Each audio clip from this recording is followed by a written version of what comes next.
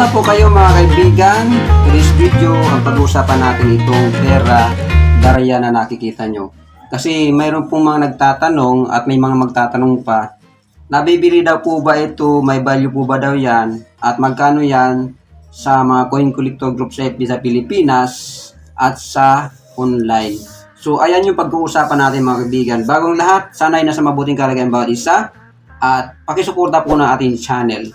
Ayan po nakikita nyo mga kaibigan yung ating barya. Ayan.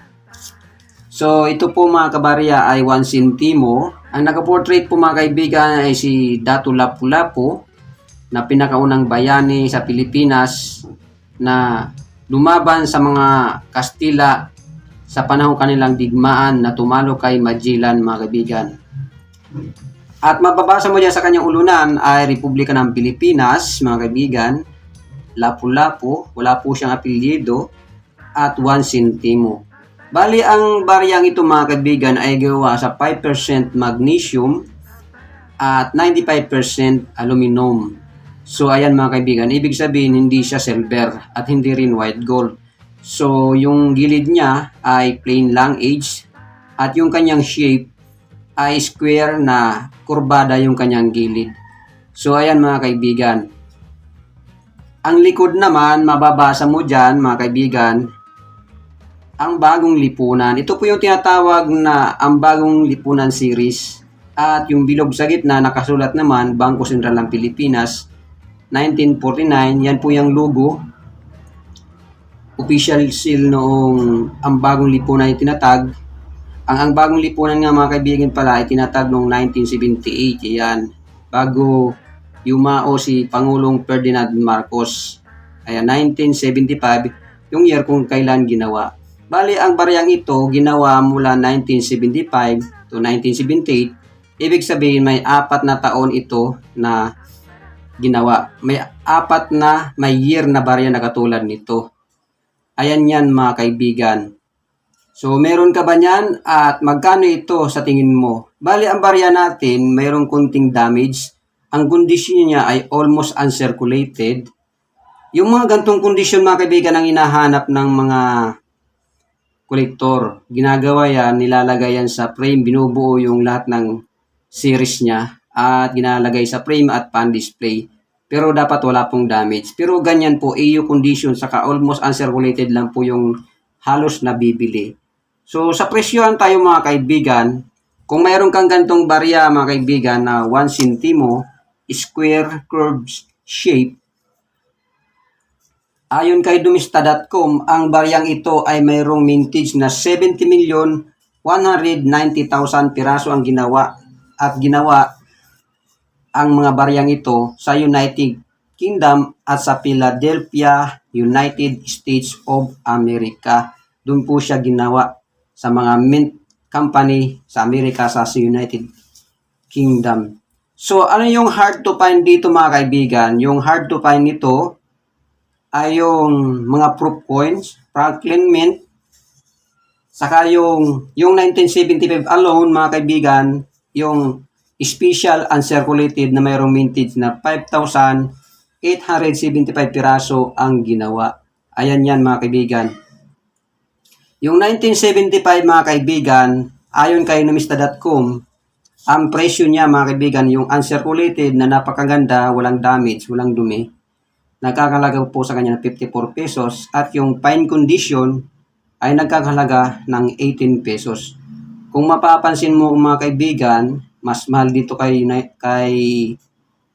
Numista.com kung dyan tayo magbabase ng presyo. At pangalawa mga kaibigan, kay eBay, tumingin din naman tayo kay eBay nang may nakita tayong isa doon na nagbebenta, nag-post ng $2.91 ang isa, almost 160 pesos sa pera ng Pilipinas. Yan yung presyo mga kaibigan. Dumako naman tayo dito mga kaibigan sa Coin Collector Group sa FB.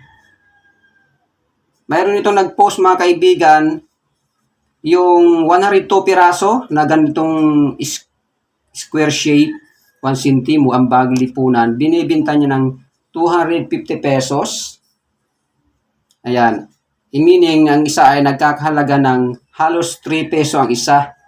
Kaya maramihan po yun. 102 piraso, 250 pesos. At mayroon din tayo ng ating tiningnan sa mga coin collector group sa FB. 6 na piraso, binibinta niya ng 250. Lumalabas na ang isang piraso ay 35 pesos. Yun na po ang nakita kong pinakamahal na bininta sa gantong bariya. So ano nga ba ang tunay na benta nito presyo sa coin collector group sa FB? Kung sa mga tao-tao ka lang bibili, ayan. Kung ito bibilin mo ng ganitong kondisyon, yung maganda mga kaibigan, siyempre, pinakamababa na benta niyan ay 2 hanggang 10 pesos mga kaibigan ng isa. Yung ganyang kaganda pero walang damage. Kasi po gagamitin po yan sa frame para pan-display. At sa mga coin shop, mabibili mo yan halos 20 pesos ng isa. Pero merong card case mga kaibigan, 10 to 20 pesos ang isa. So kung mayroong kayong nakita nagpapaliwanag mas mahal sa 20 pesos mga kaibigan, ayun po ay fake news dahil ito naman po ay hindi naman po rare. Lalo yung common na 1975 na year ay hindi po yan mahal. So ayan yung mga kaibigan. So karamihan sa ganitong klase ng barya, ang paraan ng pagbibenta ay by set. Ibig sabihin yung 1975, 1976, 1977, 1978, meron po dapat kayo ng 4 na year na yon. Tapos ang condition niya, almost uncirculated o kaya uncirculated. Yung maganda pa mga kaibigan, by set. Pwede yan mabili sa inyo mga 200 pesos, 150 or 250. Depende sa desire nung seller or sa desire mong ibenta. By set mga kaibigan, at ang iba pa mga kaibigan, ay binibenta yung bultuhan mga kaibigan. 150 piraso to 200, pwede yan mabenta sa 100 to 150 pesos. Bultuhan mga kaibigan. In the worst case, walang pili kahit anong kondisyon. Binibili na yan, nabebenta na yan ng per kilo mga kaibigan. Pero yung suggested retail price mga kaibigan, pinakamababa na ang 2 pesos mga kaibigan. At pag paisa-isa nga ay pinakamataas na yung 10 pesos. Per price, 5 pesos ang isa mga kaibigan.